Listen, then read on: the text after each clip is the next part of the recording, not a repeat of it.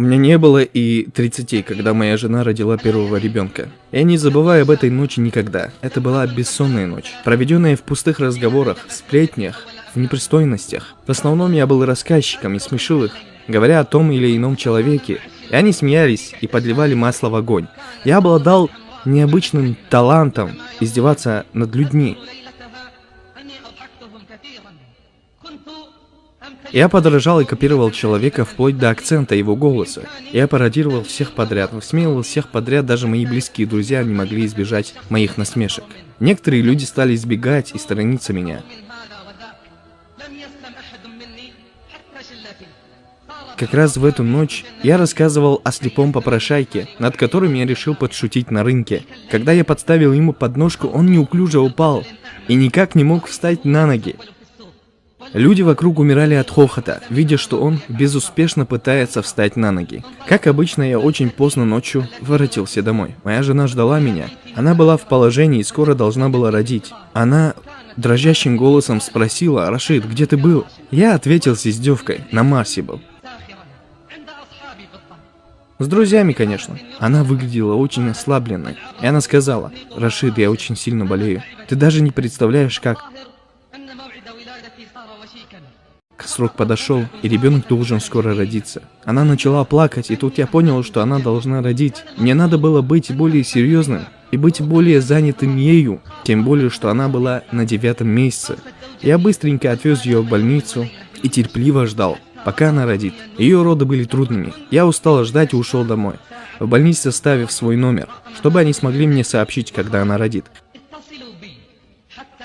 Примерно через час мне позвонили и сообщили о рождении Салима. Тут же я побежал в больницу. Первое, о чем я спросил, это номер ее палаты.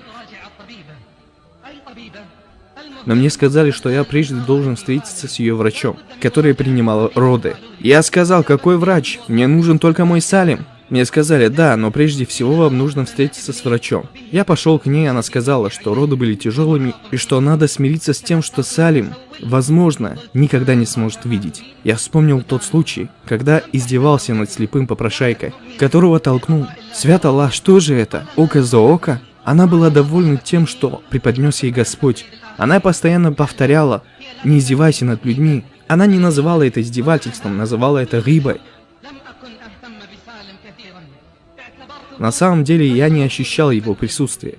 Что он есть, что его нет. Когда его плач становился невыносим, я убегал в зал и плотно закрывал дверь, чтобы спокойно спать. Жена же, наоборот, была всецельно занята им, очень любила его. Я не то что игнорировал его, нет. Просто я не мог заставить себя полюбить его. Салим рос и начал ползти. Когда ему исполнился год, он начал ходить. Тогда только мы обнаружили, что он еще и хромает. Это совсем опечалило меня. После него моя жена родила Умара и Халида. Годы шли, и Салим рос. Росли его братья. Я не любил сидеть дома. Больше времени я проводил в кругу своих друзей. На самом деле я был как игрушка в их руках. Можно сказать, был придворным шутом и смешил их. Жена все надеялась, что я исправлюсь. Она все время призывала меня встать на истинный путь.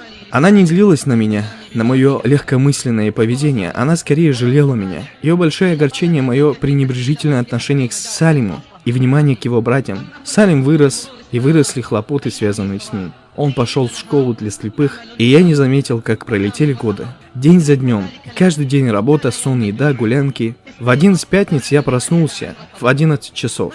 Для меня это не было поздним временем. В тот день я был приглашен на свадьбу. Встал, оделся, надушился и собрался выйти из дома. В зале мое внимание привлек Салим, который досадно плакал. Это было впервые, когда я обратил на него внимание за все 10 лет его существования. Обычно, когда он плакал, мать утешала его. Я слышал его плач за дверями своей комнаты.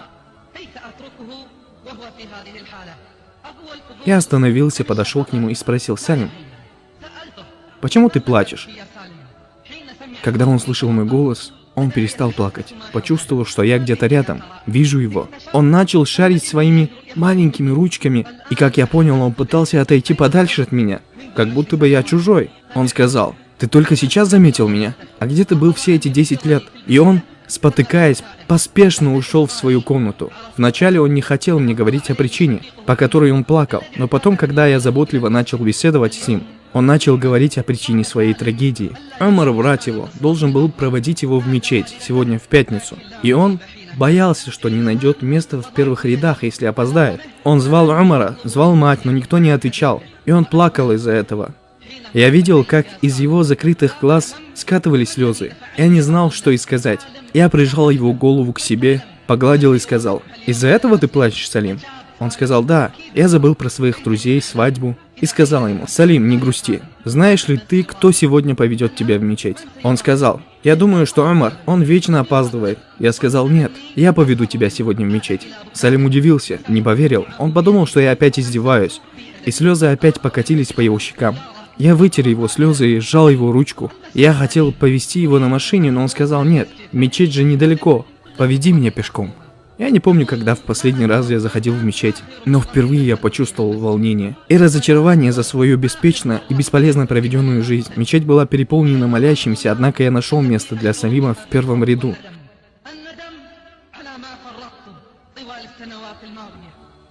Мы сидели и слушали проповедь, потом я помолился рядом с ним. После молитвы Салим попросил меня дать ему Коран.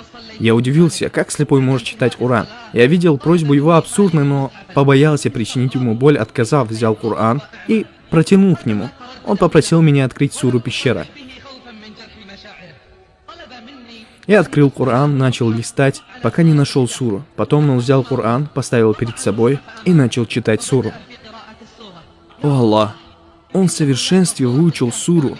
Мне стало так стыдно. Я взял Коран и начал читать, страница за страницей. Начал молиться Аллаху о прощении, о том, чтобы Он наставил меня на истинный путь. Я увлекся молитвой и не заметил, как начал плакать, подобно ребенку. Некоторые люди оставались в мечети и совершали дополнительные богослужения. Я постеснялся их и постарался подавить в себе вспыхнувшие эмоции. Но они переполняли меня. Я ничего не чувствовал, кроме детских рук, вытирающих слезы с моего лица. Я оставил своих друзей, разорвал с ними связь. Это был Салим. Я его прижал к груди. Я смотрел на него и сказал: «Не ты слепой, сынок, а я слепой». Я не видел того, что мое распутство приближает меня к аду. Когда мы вернулись домой, жена была очень сильно обеспокоена за Салима, но ее беспокойство сменились слезами радости, когда она узнала, что мы с ней вместе молились в мечети. С того дня я больше не пропускал ни одну молитву в мечети, но обрел новых друзей в мечети. От них я выучил много, ощутил вкус веры, узнал от них то, что от меня скрывала Дунья. Я старался часто быть с ними, сидеть за чтением Корана, совершением молитв, поминанием Аллаха. Несколько раз в месяц я полностью читал Коран. Мой язык начал часто поминать Аллаха. Может быть, Он простит мне мои ошибки и грехи, и мои издевательства над людьми. Я стал больше любить свою семью, пытался больше проводить с ними время. Жена перестала тревожиться за меня и стала счастливее, а улыбка не покидала моего сына Салима. Кто бы ни видел его, говорили, что он ангелочек. Я благодарил Аллаха за эти блага, которыми Он наделил меня. Как-то мои новые друзья решили поехать в отдаленную деревню с целью призыва. Я тоже подготовился выйти в путь и спросил у Аллаха блага, посоветовался с женой. Я думал, что она будет против. Случилось наоборот. Я был рад и чувствовал себя счастливым, а ведь раньше, когда я был распутником, я не советовался с ней, куда мне идти. Потом я обратился к Салиму и сказал о том, что я уезжаю. Он обнял меня крепко-крепко, чтобы попрощаться.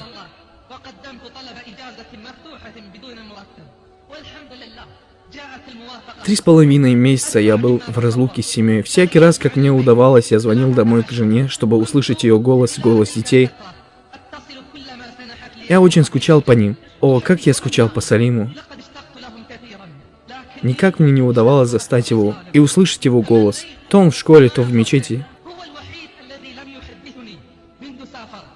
Когда я жене говорил о том, как я по ней соскучился, она радовалась и смеялась. Вот только в последний раз голос ее меня встревожил. Она не была веселой, как обычно. Я не услышал ее раскатистого смеха. Ее голос изменился.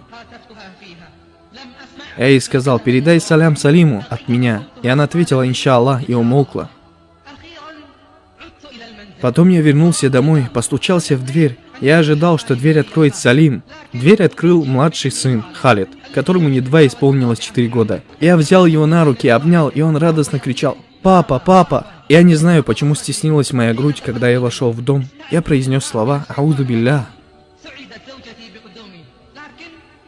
Потом подошел к жене и заметил, что ее лицо изменилось, как будто с ее лица стерли улыбку и радость. Я спросил, что с тобой? Она ответила, ничего. Я неожиданно вспомнил Салима и спросил, где Салим?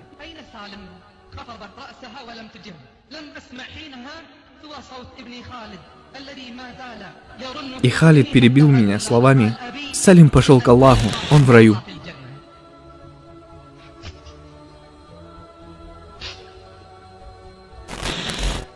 Салим ушел к Аллаху, он в раю.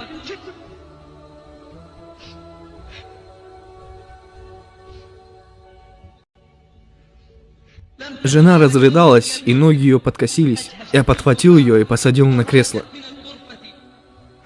Потом я узнал, что за 2 недели до моего прибытия он тяжело заболел, его лихорадило. И моя жена отвезла его в больницу. Его сильно лихорадило, и он не переставал страдать, пока душа не покинула его тело. Я понял, что это был предопределенный путь Аллахом. Предопределенно Аллахом. И как испытание, свят он и велик. Я все еще чувствую его маленькие ручки, вытирающие мои слезы, его обнимающие руки. Как же я скучаю по Салиму.